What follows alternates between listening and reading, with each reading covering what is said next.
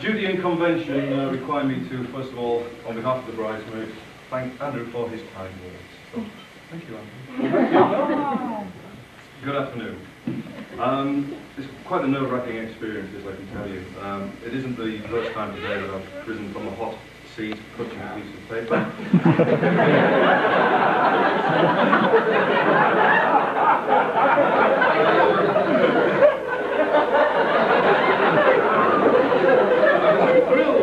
Thrilled to be asked to be more.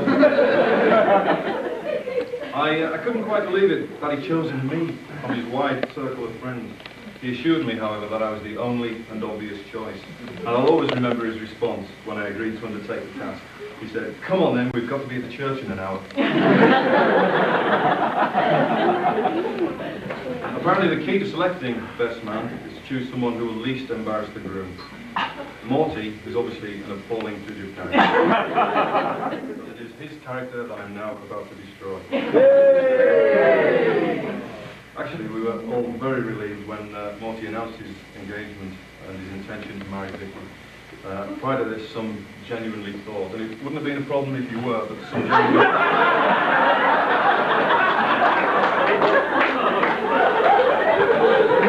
you know what I'm saying? You must have absolutely thought. In fact, so concerned were we that a few of us gathered one night to discuss this possibility. There was myself, Aspie, Steve, Mr. and Mrs. Morton, Vicky, her parents, and that news of the world journalist.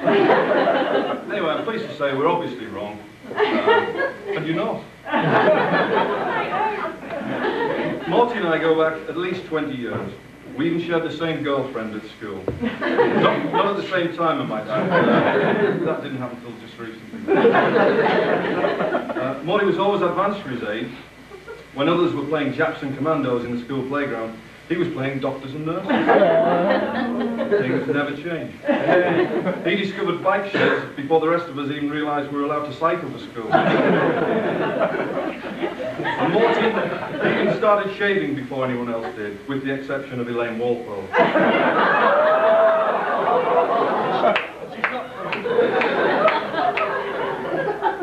Not here yet. On the theme of hair, as a young man, Morty had dead big hair. Now, I know you won't all be able to see this, but you can have a look at it later, but I can just point out, that's Morty's little face there, and that's his dead big hair. Not that bit there, that's the tree. People were thinking it was his head. So please, come and have a look at this later on. Don't look at it. Yeah. Yes, Morty, he did have big hair and he looked like a walking microphone. Morty passed his driving test before everyone else did, although anyone who has travelled with him will agree that he is the most spatially challenged person they have ever met. He can get lost on the forecourt of a petrol station. The truth be known, I suppose we're all just a little envious of him. Athletic, rugged good looks, charming. Is this yours? A talented musician and the owner of the finest collection this side of Soho of soft porn magazines. Or at least it would be if Andrew Rose didn't keep borrowing them. He's also a brilliant quack, and now he has a beautiful and talented young wife. Don't you just hate people like him? Morty is the baby of 4 brothers, and his mum Anne often refers to him as her wee boy, or wee lamb, or even poor wee lamb. And until recently, she was often heard to utter the phrase, "Hey you sponger, when you bloody getting mad?"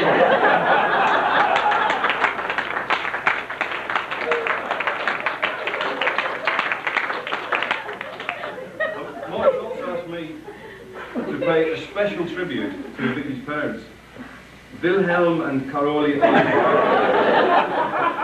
who settled in this country after fleeing from France many years ago.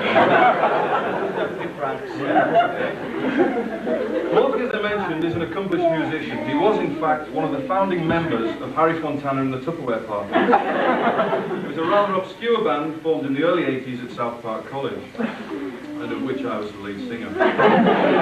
As with every band that is devoid of talent, however, Morty soon realised that his abilities were far superior to that of the other members, and he promptly left us.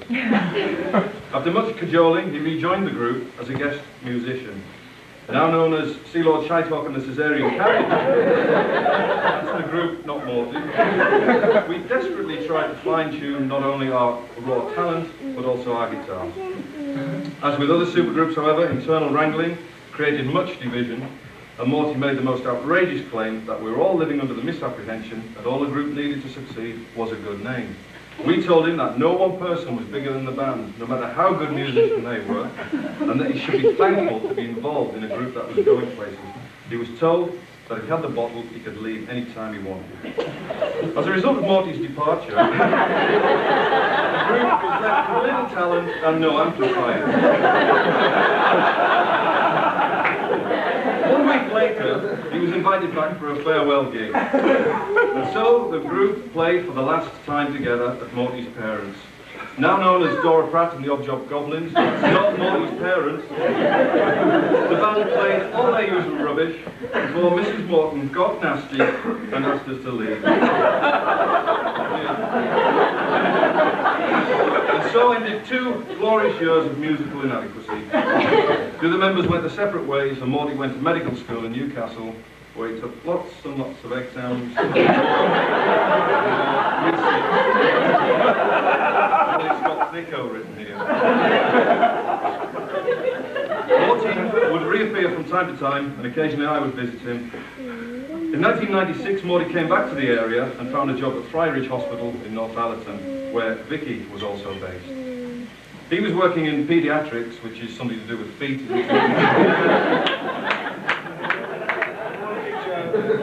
And Vicky had just requested a secondment to Technical Ward 3. Morty tells me they first met when he was prowling around the wards trying to look busy. Smelling the aroma of a burning cigarette, he pulled aside a curtain and saw the most beautiful young nurse he'd ever seen, standing next to Vicky. Vicky and her colleague were having a sly fag and carefully blowing the smoke into an empty incubator unit they pinched from the top. No one heard the NHS. Anyway, Morty introduced himself to the 2 girls in an attempt to look cool and unperturbed by what he'd witnessed. He perched his foot upon what he thought was a chair, and promptly fell through what was in fact a portable commode. Much to the annoyance of the elderly patient who was sitting on it.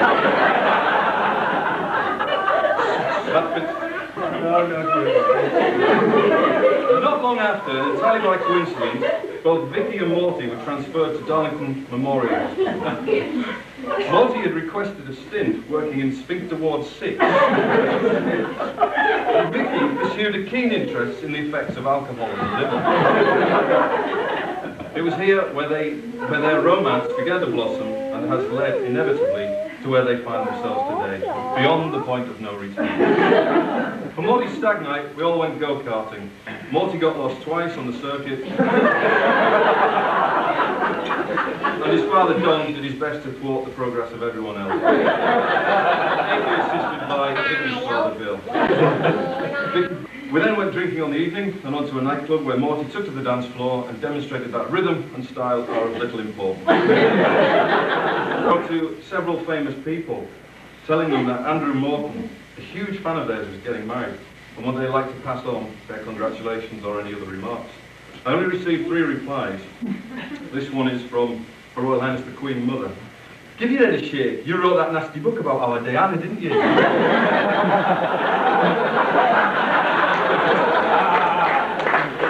Your goodwill. I might have said it was a long time ago and meant nothing, but I'll always remember you with fondness. Michael Fox, hello.